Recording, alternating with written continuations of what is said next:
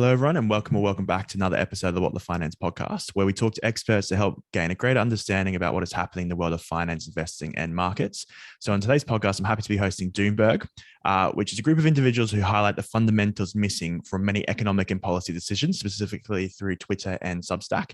And within a year of launching, they have become one of the most popular newsletters. And I think you were saying just before we started that you've recently gone pro. So there's obviously paid subscriptions, and that's gone probably further than your expectations. So thank you so much for joining the podcast. And yeah, I guess how has it all come about? Because you have gotten to this point where you're one of the most popular newsletters on Substack, which is pretty crazy to think. Yeah, it really is crazy to think. And first of all, thanks for having me on. It's a great pleasure to be here. Looking forward to discussion. And yeah, as we were talking about before you started to record, it's really been a whirlwind for us. We opened up our paywall 60 days ago after publishing free for a year. And the response has been great. And then 30 days ago, we started putting all of our pieces behind the paywall. We had a 30-day transition period where everything was still free, but people could sign up. And it's been, amazing. It's been miraculous. It's been life-changing. It's been validating. It's been scary. It's been busy. The deluge of work that comes with growing up a business on your own. We're a very small team, and we pride ourselves on our efficiency, but the amount of work in the past 60 days has been beyond what we would have expected, but at the same time, wouldn't want it any other way, because that means, it's working and there's work to do. And so we try to be very, very responsive to our customers now. And there's always minor issues with payment processing and accidental subscribers. And we are very, very, very responsive to everybody that subscribes, and very thankful, and couldn't be more humbled and thrilled with the response. It's been a real whirlwind. Yeah, and why do you think so many people have resonated with, I guess, your content? Do you think maybe it's just the fact that the past few years has been a lot of experts coming out saying one thing, and it's basically the exact opposite has happened? Do you think there's just that's why you've resonated with people, because people have started to question maybe what other people say? Potentially. I would say that we focus on quality, of course. All content creators try to focus on quality. We put out a lot of pieces. We publish probably a piece every 4 or 5 days on average. Just put out a new one this morning that we're very proud of. And but also, I think we're a bit unique in the sense that we come from heavy industry, commodity sector, as former leaders in the field with decades of experience in our team. We also have a finance background, and then we have the ability to write with some clarity, which has always been one of my personal passions. And so if the overlap of the Venn diagram between sort of knows science, can write, and speaks finance, Doomberg, the green chicken, would sit in the middle of that Venn diagram. And so I think it's a combination of being at the right time. I mean, the word Doomberg and the green chicken were a brilliant brain concept of one of the partners in our firm, and it just really resonated, took off. But also, we do a lot of work. I mean, we're in the trenches on Twitter, and producing original content on Twitter as well, and then podcasts, always trying to help other content creators, and happy to discuss. And so we're on whenever somebody invites us on a podcast, we always we're very grateful, and we come prepared and try to treat every podcast like it's the last, and try to make it count. And so those are all inputs into creating a successful content business. And we've marketed it well, and that matters. And there's a lot of great writers who don't get read.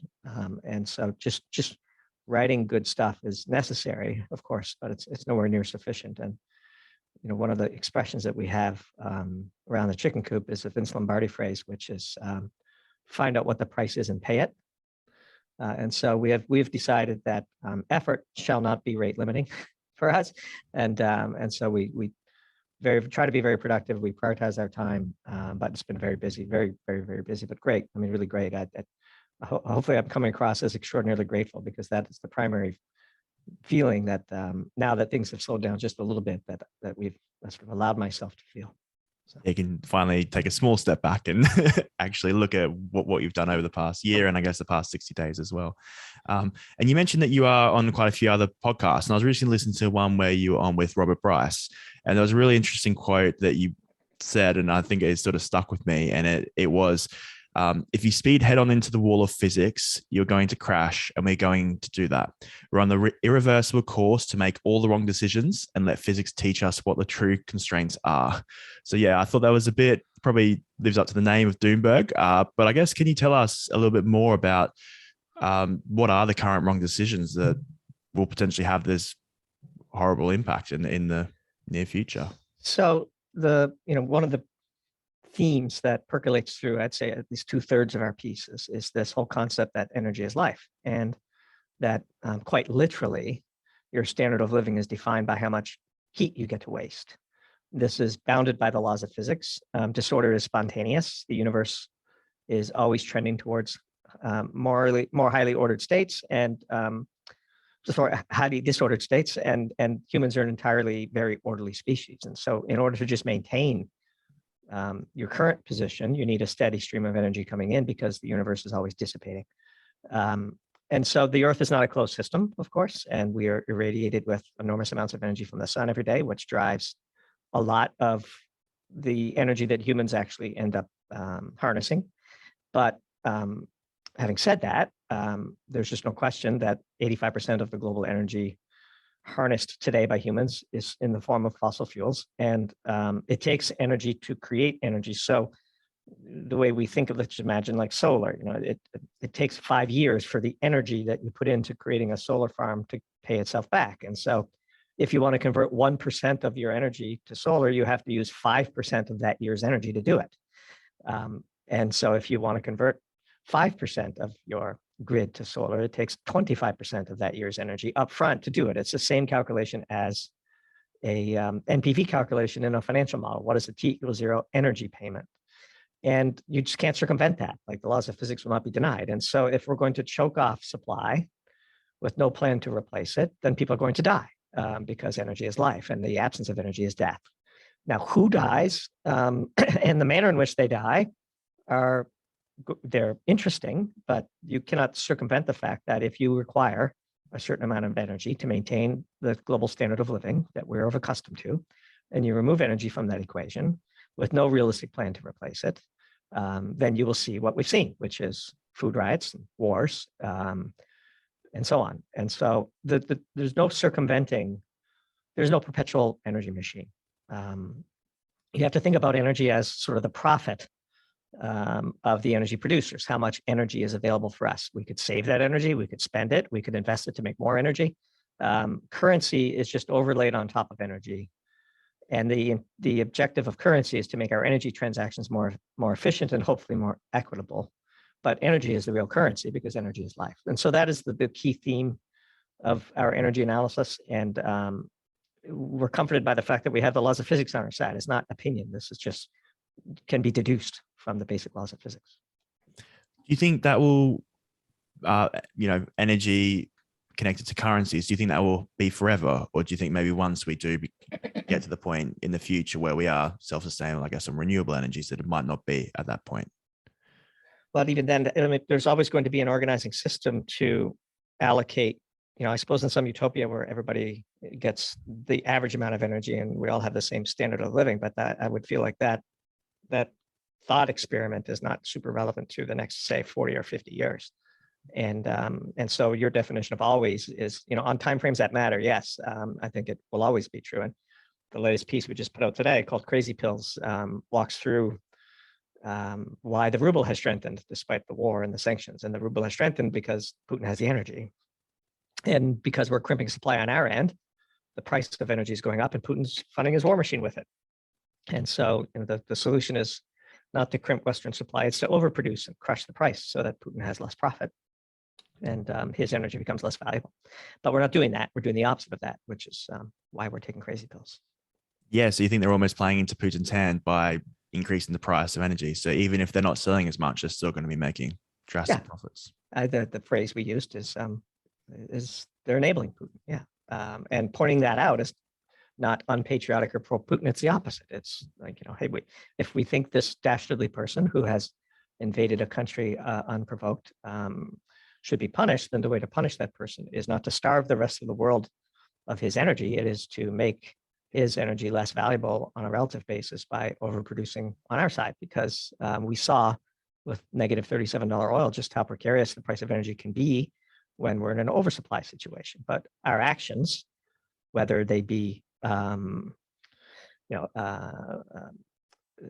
windfall taxes on energy producers, or canceling of lease auctions in the U.S., or passing laws to try to make it illegal, quote unquote, to price gouge. All of those actions tend to scare capital away from the sector, and at a minimum, it's the reverse job owning of prices are going to go up because there's a risk premium for politics. And so, if by doing those things we keep the price of energy at price of oil at $115 a barrel, even if Putin is selling it at a discount, he's still moving it. China's still going to buy it. India is begging to buy it. Brazil will still transact with Russia. Those three countries are 3 billion people. They're not going to pay attention to our secondary sanctions. They'll, especially since their alternative is John Kerry coming in on a private jet and telling them all that they need to starve. They're just not going to do it. And for us to sit around and expect them to do it is, it's like an ostrich putting its head in the sand. It's just so. That's the point of the piece. That's the key theme of our research. And it's just our opinion, and we're free to express it. And it seems to resonate with many people who are frustrated by the lack of scientific understanding amongst many of our leaders. Yeah. When do you think this all started? Like, is there an origin point that you look back and you're like, this is where it sort of went in the wrong direction with your analysis? Or I would say it's a combination of factors, like everything. So I would say, to be fair, a lot of capital was burned in the shale patch, and returns on the investment that enabled the energy miracle that is the U.S. shale patch. That sort of, and then of course with negative $37 oil because of our response to the pandemic, that caused a lot of people to have second thoughts about putting any money in. Layered on top of that, though, is a real and serious defunding campaign effort tied to the ESG movement led by the likes of Larry Fink. And so when you mix all three of those things together, you get a bit of a perfect storm, which you could see coming. We saw coming, others saw coming. One of the early pieces we wrote when oil was still, I believe, at $50 or $60 a barrel was a piece titled "Oil to $300?" And when that piece published, we caught some heat saying it's a bit alarmist or clickbaity, but it doesn't seem so alarmist or clickbaity now, especially when natural gas in Europe was selling at a barrel of oil equivalent of $350 a barrel. And so these numbers are real. The inelasticity of demand for energy is steep because energy is life. And when there's a shortage of life on offer, the wealthiest can hit the bid and clear the market, and those at the bottom of the pyramid are going to suffer. Yeah, one thing I've heard a lot about is asymmetric affects different people. So obviously the people who are a lower demographic is going to take up a lot more of their income than people who are wealthier and richer. And that's just going to make it a lot worse for them. Indeed, well, they're going to die. Let's just say what's going to happen. There's a huge number of people. We wrote about this early in a piece called "Why Are Cows Sacred?" There's hundreds of millions of people who live on the edge, barely getting the minimum of Maslow's hierarchy of needs done on a day-to-day basis: food, shelter, clothing, water. And for those people, what's going on right now is literally existential catastrophe. And so you have to sort of keep your head about you. You can't let it affect you too much, but it's something that we're very passionate about. These pieces are easy for us to write. And so we're just trying to do our small part, a little corner of the universe. And maybe we teach non-finance things to financial professionals in a language they can understand. Is sort of when people ask me for what is the one sentence summary of the Doomberg offering, that would be it. Yeah, definitely. And if you look back at sort of the last time we saw prices this high, or, we're not there yet, but in 2008 to sort of 2011, obviously food prices increased as well. That's where a lot of the instability in the world came, especially the Middle East, North Africa, other parts, because of this high prices. So do you think, you mentioned there that people could die, and there could be the potential for further instability in a lot of these countries that are very reliant on, especially wheat imports and energy imports and other factors as well? Yeah, we're seeing it already, of course, with the collapse of Sri Lanka, which again, there's always other factors, and their own insane experiment into organic farming was obviously a key contributor, and political instability that predated it. We saw food riots in Peru, and we'll see. I suspect after this year's harvest disappoint because of lack of fertilizer use, because of the price of fertilizer, especially in emerging geographies, and the soaring price of diesel, for example, and the shortage of labor. All of these factors are going to manifest itself over time. I think the U.S. will be fine, and we've written as much, but for the people at the base of the pyramid, it's going to be quite a struggle, and it's unfortunate. There are better ways. We've chosen not to take those ways, but it is what it is. But if you choose to not take those ways, you cannot choose to avoid the consequences. And so it's just a matter of time before the consequences manifest. And then maybe we get together and speak with some logic about what our true choices are and what the consequences of those decisions will be, especially to those less fortunate.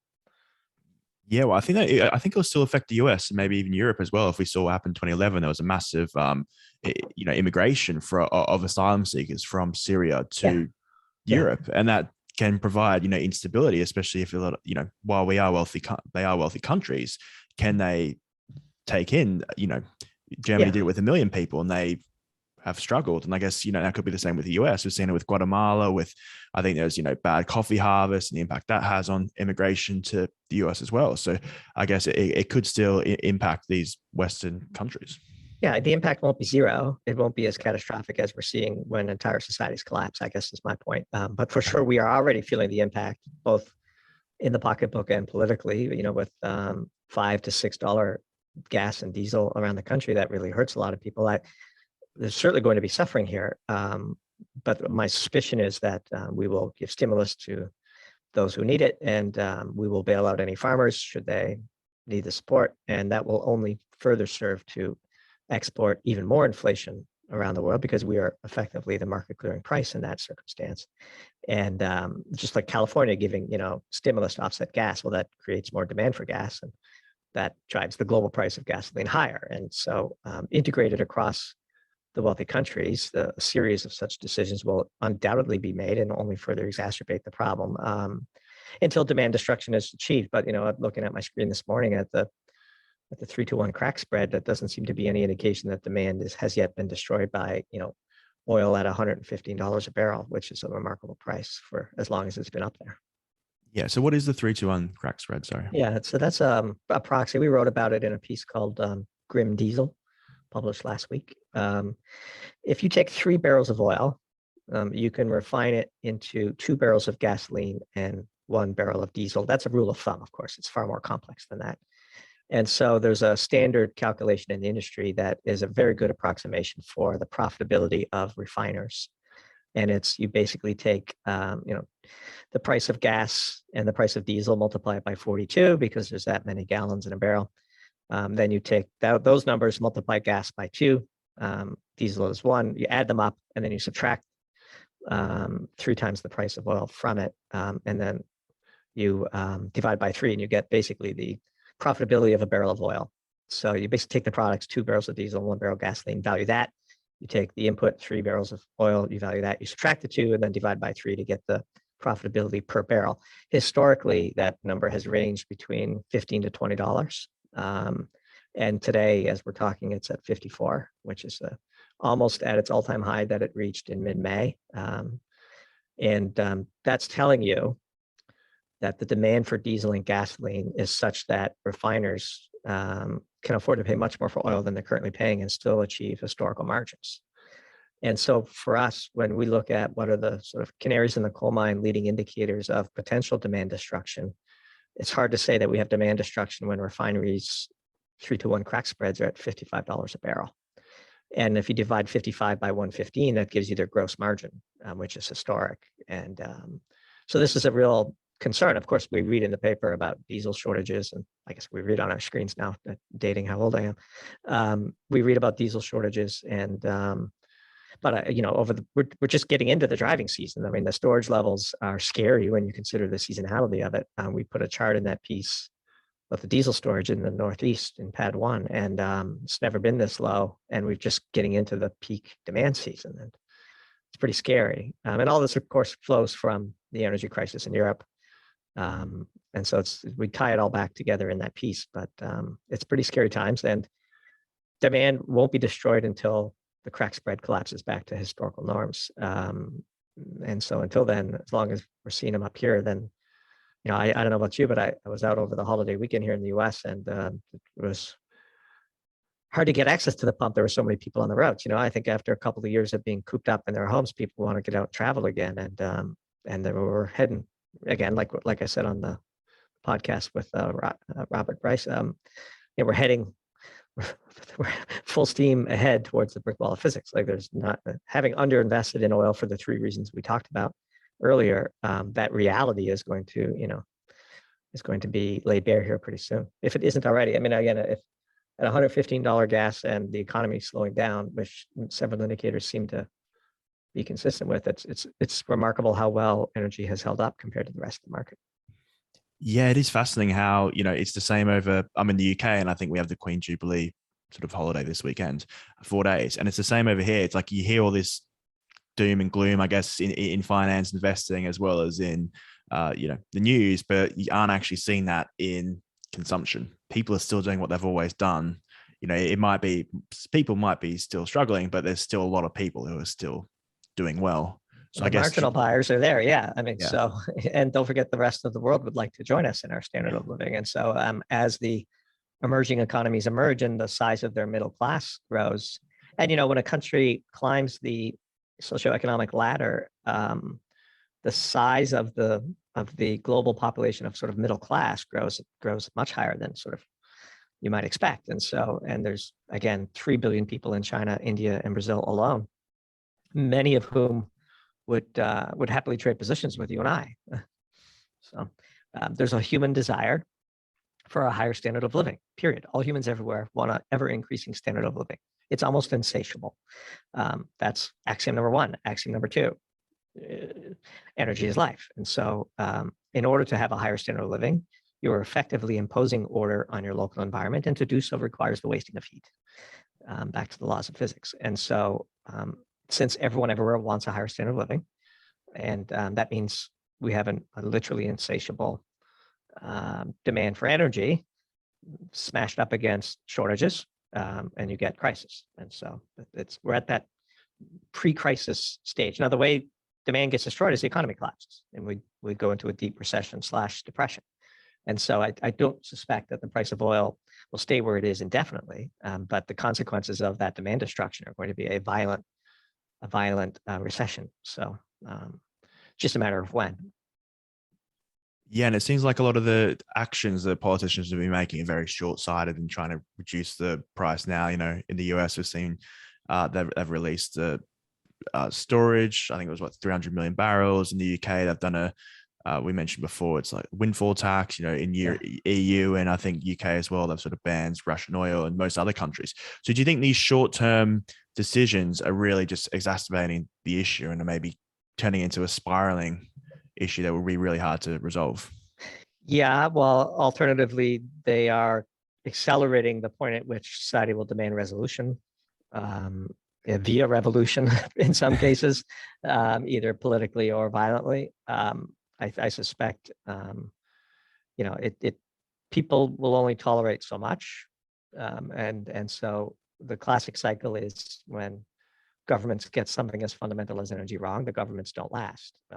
They may try to keep power, but they usually can't in the long run. And so that's why we've been advocating so much. Like, we poke fun at our leaders because we live in free societies and we're allowed to do that. I believe we called Boris Johnson doltish in this piece. I hope that doesn't offend you. And we tried to find a good British sounding word to describe him. But yeah, it's unfortunate. The decisions have been made. The dominoes will fall, and then it's just a matter of sort of preparing your portfolio and yourself and your friends and your family for the fall of those dominoes, I guess. So, yeah. Yeah, I think when we get to the point where I guess demand destruction comes from, especially these massive companies who are investing large amounts, maybe not in energy, but in other things. Once they realize, we're going in the wrong direction, and they start taking that investment out and trying to save the cash. And once, that's when the demand destruction will probably occur, when people really start freaking out. Yeah, run-ins on banks all have the same sort of psychological stages, right? And it's one of our expressions is it's amazing how fast you run out of money when people think you might, if you're leveraged, and you need constant infusions of capital to stay solvent, as we saw in the global financial crisis back in 08, 09. And there's a lot of leverage in the system today. And we've already starting to see some early signs of trouble, especially in the frothiest parts of the market, like in the altcoins and the wildly overpriced sort of meme stocks. They've all come off their highs pretty substantially. So, but yeah, it's at some point we need a cleansing recession, and we need to get back to reality-based politics. But it's going to a lot of pain between here and there, unfortunately. Is that possible? Because, if you could say that a lot of the issues have been, obviously what we've talked about before, but there's also the concern about energy security. There's some other trends that could be, deglobalization. So people are going to start onshoring more. So all these countries are basically going in the same direction. So it could be, I guess, similar to the 70s or 80s, where it's going to be quite a long-term issue. Yeah, it's, but at the same time, we're optimistic. Like, I think when we do come out of the other end of it, the human spirit is impossible to suffocate, and we will have to learn some things, and we'll start a new cycle. And we will still be called Doomberg then, but we will be writing more optimistic pieces then, hopefully. Like, we wrote a piece, a provocative piece about farmers on the brink, where we ended it by saying, never have we been more convinced of something and more hopeful that we're wrong. I'd love to come back on your podcast next year and you make fun of us for having been alarmist. That would be great. We would be very thankful for that. We doubt that that's what's going to transpire, but we hope that's what's going to transpire. We take no pleasure in being right on some of these, and we've been wrong on some calls too. I mean, we're humans, but well, actually, I'm a chicken, but you get the point. We need like an opposite colored chicken, I reckon. It's like the positivity, like side of it, like on each shoulder. We have like the green and the. Unfortunately, we've already chosen green, so I don't know. Like, if we flip to red, that would have the opposite effect. Yeah, it's a struggle. So we've mentioned, I guess, a lot of the issues, as you said, we're being quite negative, and hopefully we're wrong. But what would you say would be the right direction for politicians, and I guess for our economies to go to prevent this crisis happening? Is it possible, or is it like the Titanic and it's impossible to get away from the iceberg? I think we're pretty far along down the path, but we have advocated what we would do in the impossible event that we would be given the leadership opportunity to do so. We would make massive investments in nuclear power. Well, first of all, you just signal to the market that we are energy realists, and I think you shave $25 off the barrel of oil today. There's an uncertainty premium and a political risk premium baked into the price of oil that could be that pressure relief would happen overnight. So that we would massive investment in nuclear. We would have a massive investment in natural gas. We would have a massive investment in polysilicon productions facilities in the U.S. so that we can leverage this previously cheap natural gas that is now getting more and more expensive because of European demand for it via LNG. But in the long term, if we would just complete a few pipelines and unleash the power of the Western oil and gas companies, we could prioritize natural gas over coal. We could use some of our natural gas bounty to invest and make capacity for solar. And if we have a much larger share of the grid, for example, being powered by nuclear energy, then we could better tolerate intermittent renewables than we currently do, as we're shutting down nuclear power plants and replacing them with intermittent power, which is the craziest thing that we can be doing. So we'd stop doing all the stupid stuff, and we would signal to the market that there's sanity in the Oval Office, and then we would work hard to convince people to sort of that this is real and sustainable. And last thing we would do is we would pivot away from full battery electric vehicles and towards plug-in hybrid electric vehicles, because battery materials are a huge energy penalty up front, and the materials that you need to make batteries don't exist, and they're all gone vertical as they've gone short. And so the parameter we would optimize around changing the fleet would be, gallons of gasoline that we have avoided having to burn, divided by the whole fleet, and you can get 5 plug-in hybrid cars or 4 plug-in hybrid cars with the same battery that fuels one single battery electric vehicle today. And so you could abate 90% of 4 people's fuel, or you could abate 100% of one person's fuel, which is the more efficient use of batteries. So these are sensible things that are realistic and driven by an acknowledgement of the shortages and the energy penalties we have to pay up front. And we would be prudent about it. You produce more in as clean a way as possible to bridge you to the point where most of your electricity and industrial grade heat could come from nuclear power and topped off with solar. And then you have, cars that are mostly driving on the battery most of the time. And you still need oil and gas for your plastics industry and for, the residual demand. It takes a long time to turn over a fleet of cars, by the way. So it's a 20 to 30 year time horizon that we're looking at. There is no quick, easy path here. Yeah. Yeah, I think that's a concerning thing when you get these politicians who are very ideological, and you understand they're doing it from their own perspective, I guess the perspective of their supporters, but when they want to do it so quickly, that's a really concerning aspect. And as you mentioned there, it's not just reaching the energy needs of today, it's actually your upfront energy needs for the future that you have to deliver today, which is just going to increase the price of energy for everyone else. And especially in this environment, it's probably not the way to go. Yeah, exactly. So it's the moment you start thinking about energy as money, and you think, okay, we're going to produce 100 units of energy this year, and we're going to divide it between spending it. We're going to go to the Super Bowl. We're going to go to a restaurant. We're going to go on a driving vacation. And investing it, we're going to build a nuclear power plant, or we're going to build a solar array, or we're going to build a wind turbine. It's a budget, right? And so for somebody to say we can replace 100% of our energy needs in the next 10 years means you have to replace 10% a year, which means you have to use 50% of your energy if you're going to invest in an energy that has an energy production facility that has a 5-year payback. And so the math is unavoidable. We can't take 50% of our energy today to get 10% of our energy from this new solar array, for example. Putting aside questions of intermittency, these are just axioms. They're statements of fact. And so for John Kerry to say that we're going to get to net zero by 2030, and somehow this energy is going to pay for itself, is foolhardy and counterproductive. Yeah, as you mentioned there, it's basically importing inflation because you're using all this energy now rather than in the future. Yeah, and there's needs for that energy now, including sustaining life as we know it. And so that's why it manifests in less fertilizer production and less fertilizer use as people can afford it. The snapping of the whip and where the tip of the whip slaps the floor is difficult to model, but that it will snap the floor somewhere is a certainty. Yeah, definitely.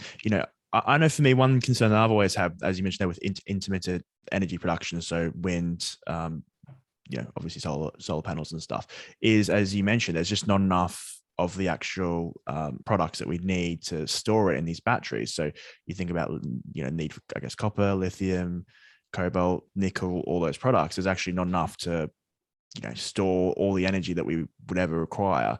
Do you see that's another flaw in, I guess, the plan for a lot of countries, that they're going to use these batteries to store the intermittent energy? Yeah, there's not enough batteries. There just isn't. And to create a battery absorbs an enormous amount of energy. So that's comes out of your energy budget. And to do so while decommissioning pre-existing nuclear power plants is the height of lunacy in this context, because the energy investment, quote unquote, to keep a nuclear power plant going is de minimis versus the return, which is immediate. And so, of course, the evidence is there. The Germans have tried it, it failed. The Californians are trying it, it's failing. The data is clear, it couldn't be more compelling. And this is all very well described in Vaclav Smir's new book as well. This is all very knowable. And of course, the issue with intermittency is the energy penalty that the other inputs into the grid have to pay to make up for your intermittency. And so that's normally a coal plant or a natural gas plant that is highly inefficient because it's peaking power. And those costs are not included in the levelized cost of electricity of renewables, which is one of the great scams of the ESG movement. But alas, there's only one way we seem willing to find out, which is the hard way. Yeah, definitely. And I guess with cars, would you see hydrogen maybe being a solution, or is that just another? No, hydrogen is an energy carrier.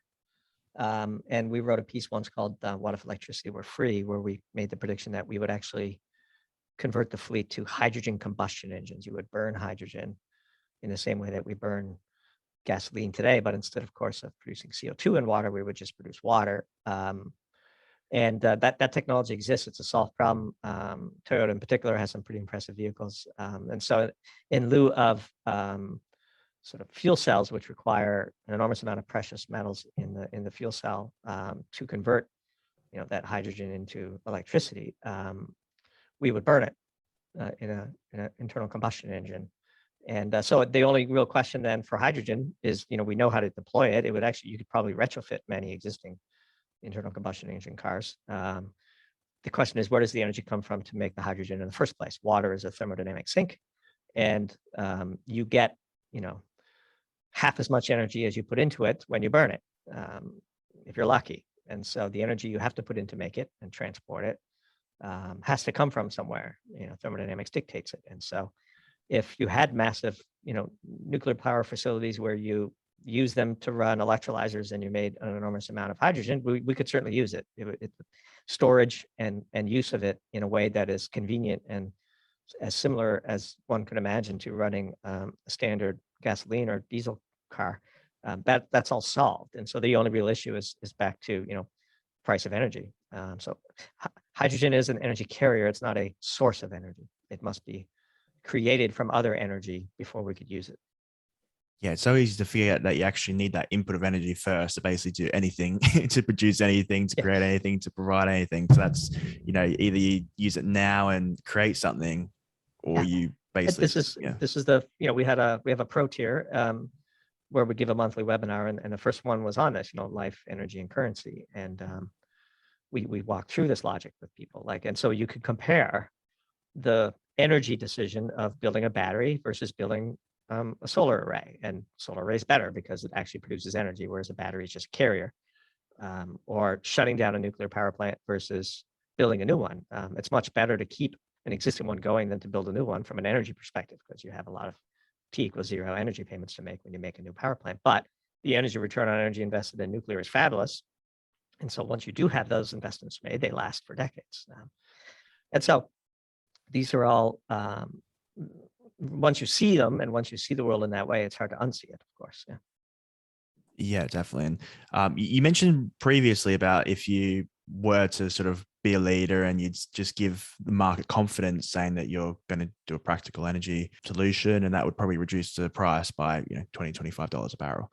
I know for myself, I'm at the university, I've recently done a dissertation on the co-movement of commodities. It showed that commodities did co-move quite a lot. So would you say that's really just linked to, I guess, maybe energy being the major input to most commodities? Or do you think there's a potential for there's a factor of financialisation where they're all moving similar amounts, if that makes sense? Both, yeah, of course. Again, if you view currencies as an overlay of our energy transactions, then it makes a lot more sense. And so how much energy goes into it ultimately has to get paid by somebody. And the fact that we transact in fiat currency doesn't alleviate or minimize the fact that the energy price needs to be paid first and foremost. And so one of the things that we did in the Doomberg Pro Tier webinar that we did was you walk through, you could see it. The US is basically energy balanced. There's imports and exports, but they tend to net out. Russia is an energy producer, its currency is strengthening. Norway is an energy producer, its currency is strengthening. South Korea is an energy importer. Japan is an energy importer. Their currencies are weakening, notably against the dollar. Canada is an energy exporter. Currency is strengthening. Australia is an energy exporter. Currency is strengthening. So does it explain all of the variance? No, but it explains a fair bit of the variance. The R squared probably explains 2/3 of the variance. I mean, it's a real phenomenon because energy is the real currency. Yeah, perfect. So Doomberg, thank you so much for joining the podcast. I really appreciate it. And I guess my last question is, what is one message that you'd like listeners to take away from our interview?